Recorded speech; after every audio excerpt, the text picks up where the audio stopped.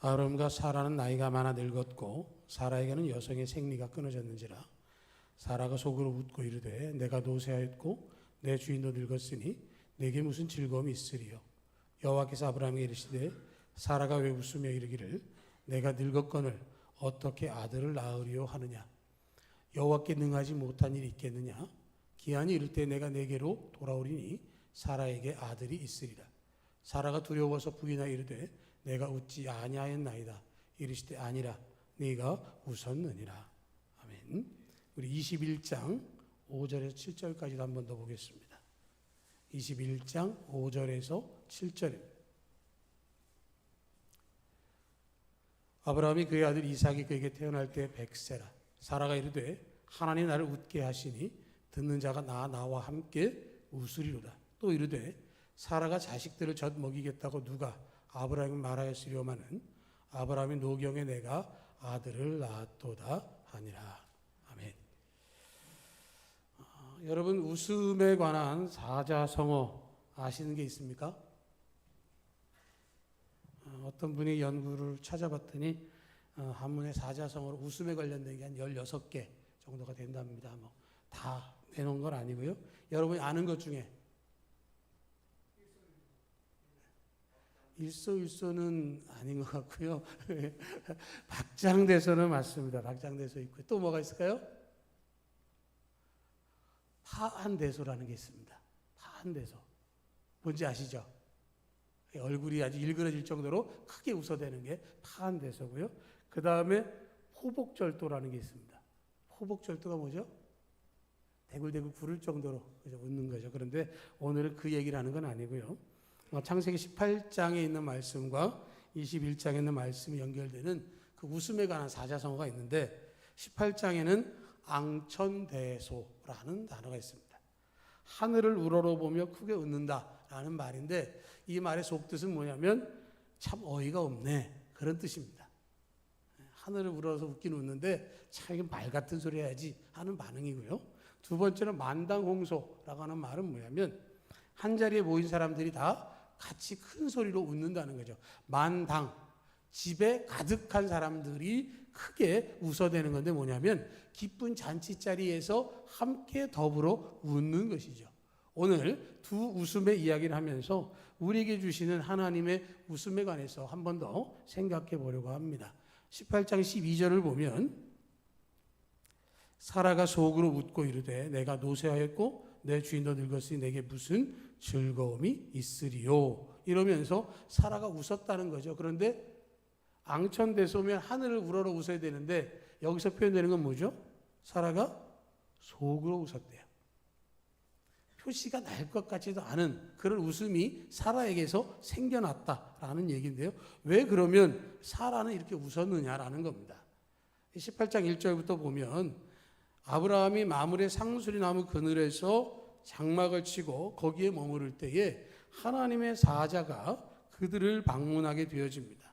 그래서 아브라함이 그들을 환대하고 그들에게 음식을 대접하고 기력을 회복한 후에 목적지로 가시지요 하면서 대접을 하고 났더니 그 사람들이 이야기하기를 사라에게 아들이 있을 것이다 라는 얘기를 하는 것이죠. 10절을 보면 그가 이르시되 내년 이맘때 내가 반드시 내게로 돌아오리니 내 아내 사라에게 아들이 있으리라.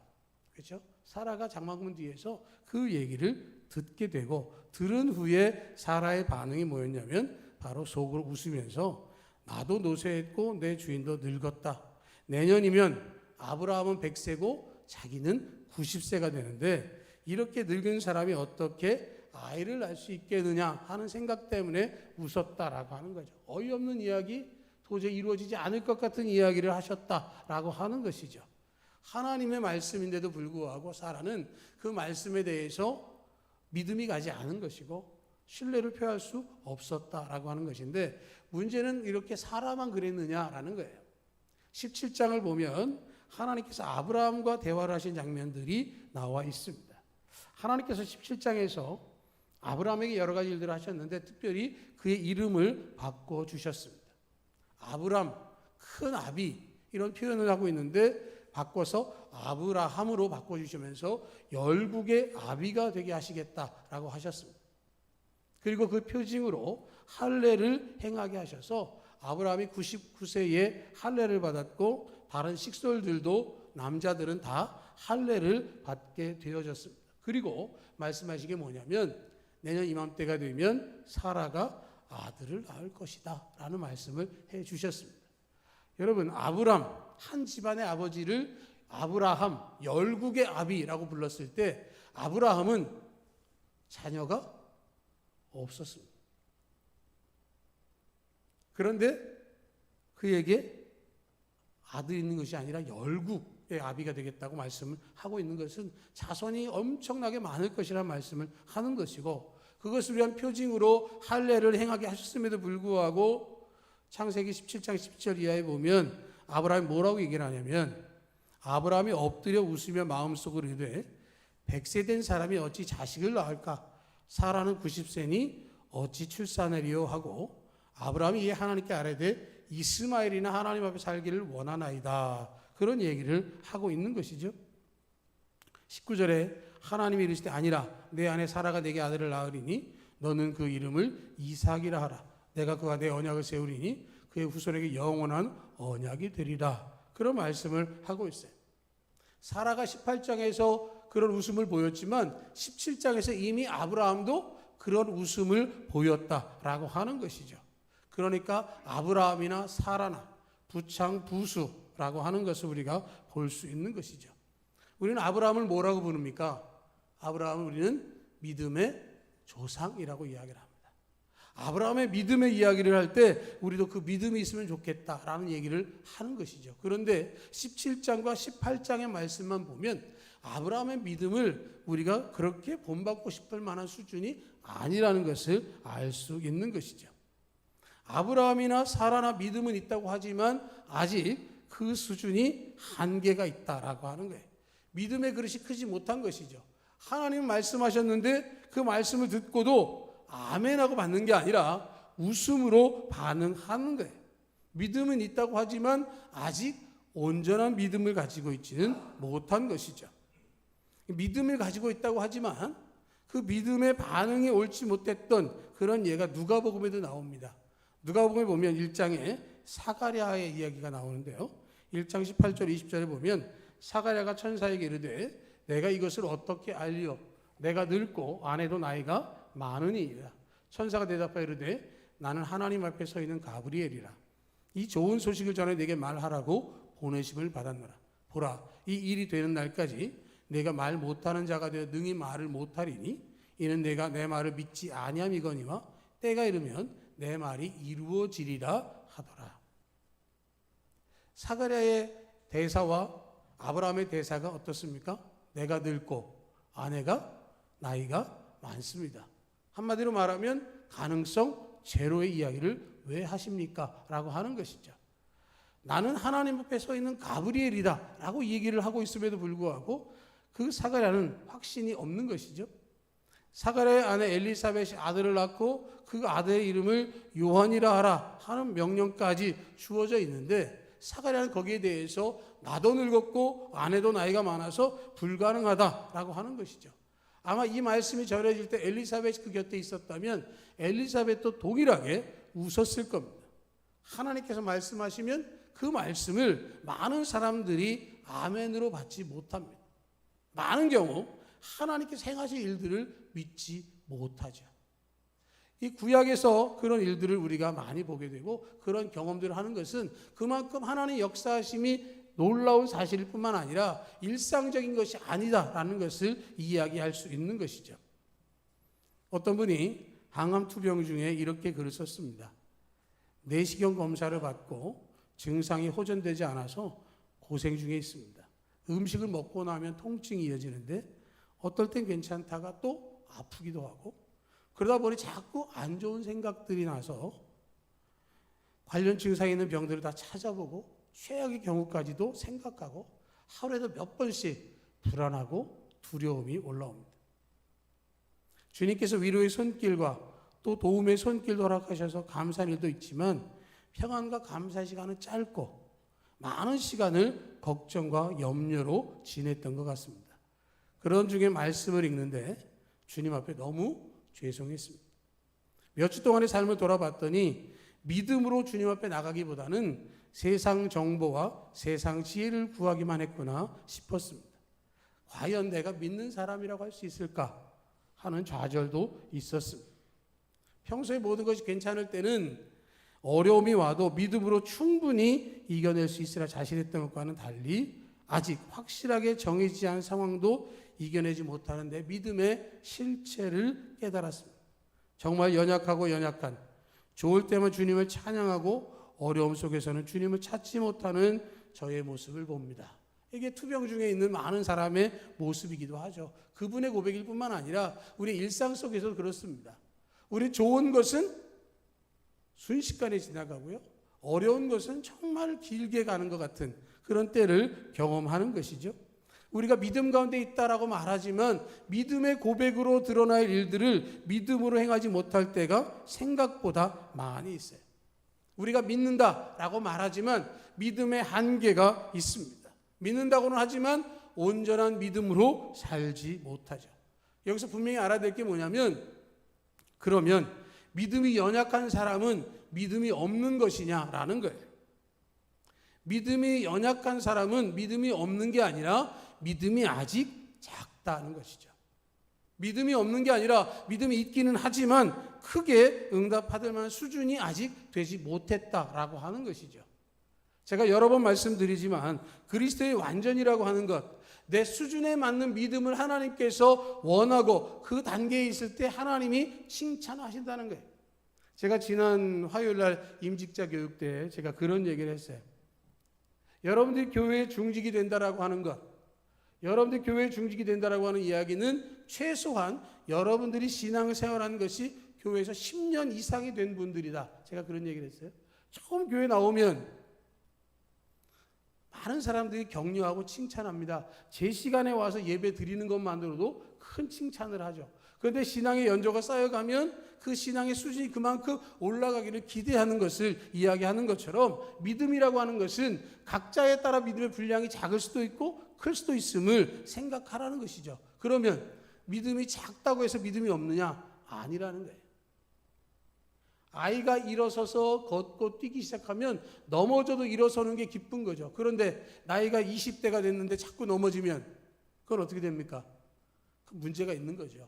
그런 것처럼 믿음도 그렇게 된다는 얘기를 하고 있는 거죠. 그러니까 믿음이라고 하는 것은 작다라고 하는 것과 없는 것은 분명히 구별할 수 있어야 됩니다. 믿음이 작은 사람은 어떠냐? 믿음이 연약한 사람은 자기 믿음이 연약한 것 때문에 애통하죠. 그런데 믿음이 없는 사람은 불편함이 없어요. 그냥 그렇게 사는 겁니다. 또 믿음이 연약한 사람은 그 믿음의 소중함을 알아요. 나에게 믿음을 주옵소서. 내가 정말로 굳은 믿음 갖기를 원합니다. 그런데 믿음 없는 사람은 뭐 소중한지도 모르고요. 그것에 대해서 애통하는 마음도 없고요. 믿음이 연약한 사람은 크고 강한 믿음을 갖기를 원하지만 믿음이 없는 사람은 믿음 자체를 가지고 싶은 마음도 없어요.